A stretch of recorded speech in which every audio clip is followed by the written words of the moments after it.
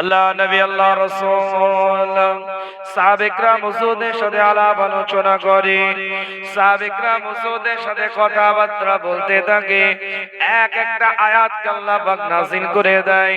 আল্লাহ পাক শুধু এই আয়াতের মধ্যে সীমাবদ্ধ রাখলেন এটা নয়, যেমন আল্লাহ পাক কোরআন দিয়ে বলছেন ফাসাল্লি লিরাব্বিকা ওয়ানহার। নবী আপনি নামাজ আদায় করেন, আপনি কুরবানিটা দিতে থাকেন। ঠিক তেমন ভাবে আল্লাহ অন্য আয়াতের মধ্যে জানিয়ে দিচ্ছে, কুল ইন্নাস সালাতি ওয়া নুসুকি ওয়া মাহইয়ায়া ওয়া মামাতি লিল্লাহি রাব্বিল আলামিন। আল্লাহ পাক কোরআন দিয়ে এলান করে দেয়, নবী আপনার নামাজটা আপনি এলান করে দিন। কুল ইন্নাস সালাতি, আপনার নামাজ, আপনার কুরবানি, আপনার হায়াত, আপনার মওত কেবল মাত্র আমি আল্লাহ আমার জন্য, আমি রব আমার জন্য আপনি কুরবানিটা দিবেন, আপনি নামাজ আদায় করবেন। আমি আল্লাহ পাক ওয়াজিব করে দিলাম উম্মতে মুহাম্মাদির জন্য, আমি আল্লাহ পাক ওয়াজিব করে দিলাম। শুধু তাই নয়, আল্লাহ কোরআন দিয়ে জানিয়ে দিচ্ছেন, পরিষ্কার করে লেখা আছে, আল্লাহ পাক এলান করে দেয়, লান ইয়ানালাল্লাহ লুহুমুহা ওয়ালা দিমাউহা ওয়ালাকিন ইয়ানালুহু তাকওয়া মিনকুম। আল্লাহ পাক কোরআনুল কারীমের মধ্যে এলান করছেন, লান ইয়ানালাল্লাহ লুহুমুহা ওয়ালা দিমাউহা। আল্লাহ পরিষ্কার করে জানিয়ে দেয়, আমি আল্লাহ আমার দরবারে তোমাদের কুরবানি দেওয়া পশু জবাইকৃত ওই রক্তটা আমি আল্লাহ আমার দরবারে আসে না। যে পশুটা জবাহ তোমরা করলে ওই পশুর গোশতটা আমি আল্লাহ আমার দরবারে আসে না। আল্লাহ কোরআন দিয়ে বলছে, ওয়ালাকিন ইয়ানালুহু তাকওয়া মিনকুম।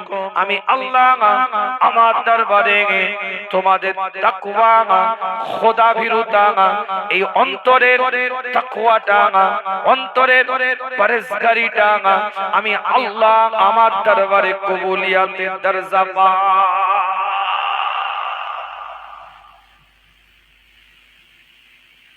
যে পশুটা তোমরা জবাহ দিবে ওই পশুটা রক্তটা আমি আল্লাহ আমার দরবারে আসে। لن ينال الله لحومها ولا دماؤها ولكن يناله التقوى منكم। যদিও বা এবছরে কিছু নিষেধাজ্ঞা এসেছে বিশেষ কিছু পশুর উপরে, বাকি আমরা অন্যান্য পশু কম বেশি জবাহ করেছি। আইনকে সম্মান দিই, আইনকে আমরা মান্যতা দিই। কি কথা ঠিক না? বিশেষ কিছু পশুর উপরে কুরবানি দেওয়া যাবে না, নিষেধাজ্ঞা এসেছে। কুরবানি নিষেধাজ্ঞা নয়, বিশেষ কিছু পশুর উপরে নিষেধাজ্ঞা জবাহর ক্ষেত্রে। আইন বুঝতে হবে। পটল আলু আমরা ছিনি দিই, কোন বিশেষ পশু বহন করে নিয়ে যাওয়া এটা অপরাধ নয়। আইনটা হচ্ছে বিশেষ কিছু পশুকে জবাহ করা, বহন করে নিয়ে যাওয়াটা অপরাধ নয়। কি কথা বুঝতে পারছেন? অন্যান্য পশুকে জবাহ দেওয়া আপনার আমার জন্য শরীয়তের দৃষ্টিভঙ্গিতে বাধ্যতামূলক। খাসি বলেন, দুম্বা বলেন, ভেড়া বলেন, গাড়ল বলেন। ভেড়ার একটা জাত আছে, দেখেছেন? কিন্তু এই যে পশুটা জবাহ আপনি করবেন, এই জবাহকৃত পশুটার রক্তটা আল্লাহর দরবারে যাবে না। কথাটা বুঝতে পারছেন না? গোশতটাও আল্লাহর দরবারে যাবে না। একটু ভেবে দেখেন ইতিহাসটা, কম বেশি আপনারা সকলেই জানেন কুরবানির উৎস কোথা থেকে, কুরবানি কেন আমরা দিই। নতুন করে তার ঘটনা বলার কিছু নেই, এটা আপনারা সকলেই জানেন। সেদিনে ইব্রাহিম খলিলুল্লাহ কিন্তু ইসমাঈল যাবিহুল্লাহকে জবাহ করে নাই, করেছে কি? কিন্তু তারপরেও আল্লাহ কোরআনের মধ্যে বলছে, আমি ইব্রাহিমকে মুক্ত করলাম একটা মহান জবাহর বিনিময়, কুরবানির বিনিময়। জোরে বলে সুবহান। জাভা কিন্তু ইব্রাহিম খলিলুল্লাহ ইসমাইল জবিহুল্লাহকে দেয়নি, দিয়েছে কি? আল্লাহ এটা বললেন কারণ ইব্রাহিম খলিলুল্লাহ নিয়তটাকে আল্লাহ কবুল করেছেন, এই অন্তরের খেয়ালাতটাকে আল্লাহ কবুল করেছেন। জাভা যখন ছুরি চালাচ্ছে তখন কিন্তু ইব্রাহিম খলিলুল্লাহ জানে না যে আমার সন্তান আমার কাছে নাই, জান্নাতি একটা দুম্বা এসেছে সেটাকে যাবা করছি, এটা কিন্তু ইব্রাহিম খলিলুল্লাহ জানে না। ইব্রাহিম খলিলুল্লাহ যাবা যখন করছে জানে আমি আমার সন্তানকে যাবা করছি। এই কলিজাটা দেখে আল্লাহ বলছে মহান কুরবানি হিসাবে আমি আল্লাহ কবুল করেছি ইব্রাহিমকে, আমি মহান কুরবানির বিনিময়ে এই পরীক্ষা থেকে আমি আল্লাহ মুক্ত করে দিলাম। জোরে বলেন পরীক্ষায় পাস করে গেছে। সূরার নাম সূরাতুস সাফফাত। আমি ব্যাখ্যায় যাব না, শুধু একটু টাচ দিচ্ছি আপনাদের। 37 নম্বর সূরা কোরআন শরীফ, 114টা সূরা আছে তার মধ্যে সূরা সাফফাত এই সূরার 102 নম্বর আয়াতের মধ্যে আল্লাহ বলেছেন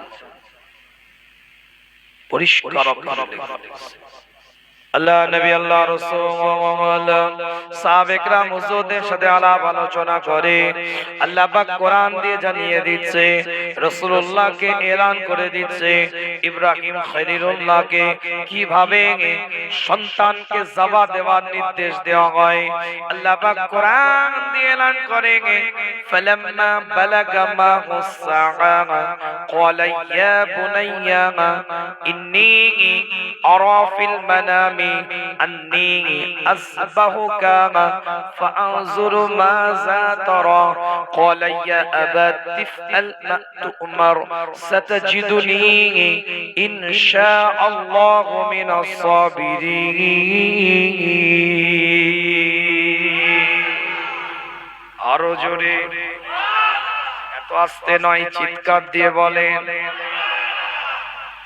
আল্লাহ পাক কোরআনুল কারীমের মধ্যে পরিষ্কার করে জানিয়ে দিচ্ছে ফালাম্মা বালাগা মাহুস সাআ ক্বালা ইয়া বুনাইয়া ইন্নী আরা ফিল মানামি।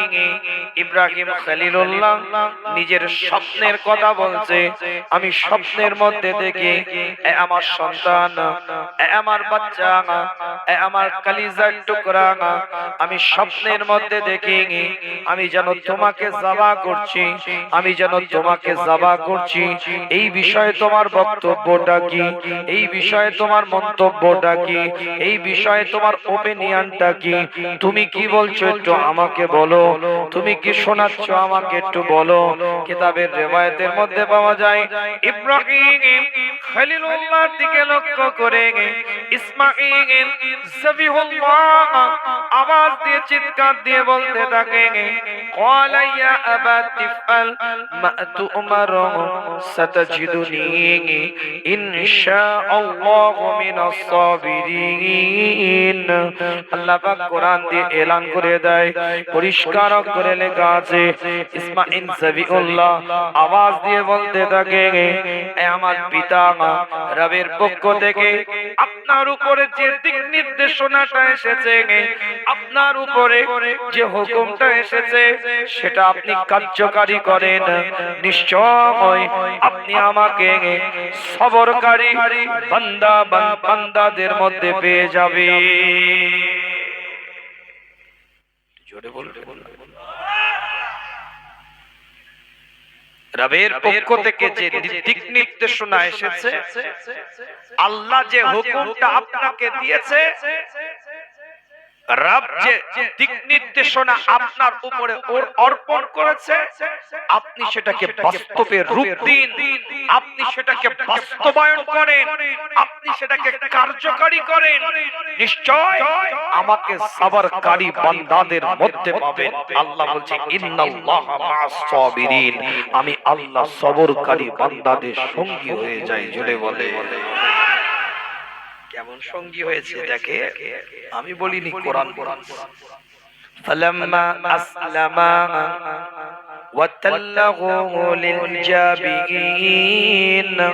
আমি বলি না, কোরআন জানিয়ে দেয় সূরা সাফফাতে 103 নম্বর আয়াতের মধ্যে আল্লাহ পাক কোরআন দিয়ে জানিয়ে দিচ্ছে, ফালাম্মা আসলামা ওয়া তাল্লাহু লিল জাবিন, যখন তারা উভয় নিজেরা আনুগত্য স্বীকার করে নিল, যখন তারা উভয় আনুগত্য স্বীকার করে নিল এবং ইব্রাহিম তার পুত্রকে কাঁধ করে শুইয়ে দিলেন, অর্থাৎ একে অপরের সাথে যখন মনের মিল হয়ে গেল, একে অপরেই যখন নিজেদের প্রশ্নের উত্তর পেয়ে গেল, একে অপরেই যখন সিদ্ধান্ত নিয়ে নিলেন রবের হুকুম মান্যতা দিতে হবে, আল্লাহর হুকুম মান্যতা দিতে হবে, ইব্রাহিম ইসমাঈল যাবিউল্লাহ দুজনেই যখন আনুগত্য স্বীকার করে নিলেন, আল্লাহ পাক কোরআন দিয়ে বলছেন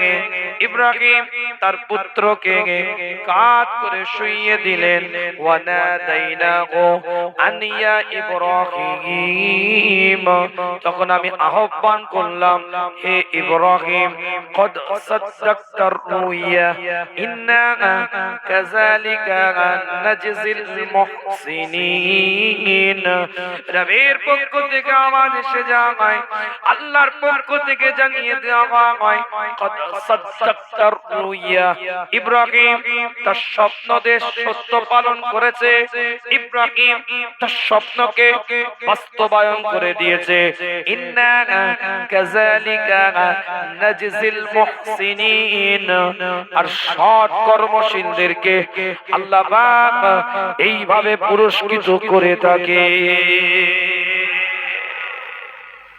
আরো জোরে, আরো চিৎকার, যে কজন আছেন গলা একই সুরে একই শব্দ আওয়াজ দিয়ে বলেন সুবহানাল্লাহ, নারে তাকবীর, নারে তাকবীর।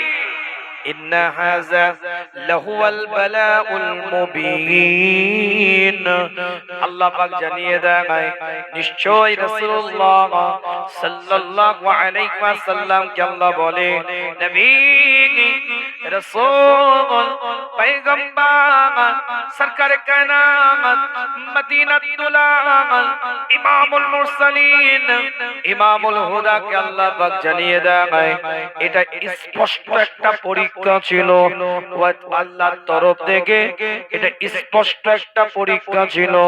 ওয়া ফাদাইনাহু যিবহিল আযীম, আল্লাহ কোরআন দিয়ে বলছে, রব্বুল আলামিন কোরআন দিয়ে জানিয়ে দিচ্ছে, আমি আল্লাহ পাক তাকে মুক্ত করলাম, একটা মহান কুরবানির বিনিময়ে আমি আল্লাহ মুক্ত করে দিলাম।